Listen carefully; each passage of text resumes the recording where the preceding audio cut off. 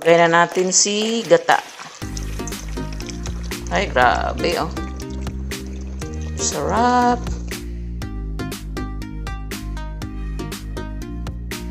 Napakasarap na pong tingnan ng ating chicken apritada with gata or with coconut milk. Ayan. So, ilagay na natin yung iba pang atsal or bell pepper. Ayan.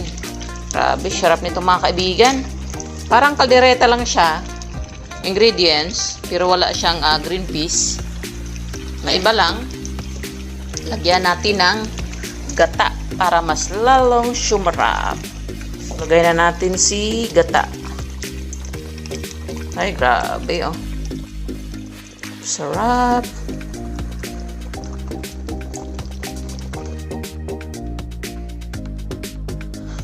Grabe, oh. Napaka-creamy mga kaibigan, oh. Creamy siya. Ay, grabe. Mapadami na naman ang kanin natin ito. Check natin. Yan, oh.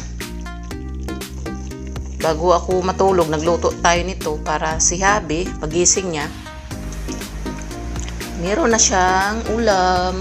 Lalo pa ito bukas, mas lalo itong sasarap pag overnight na sa fridge. Yum!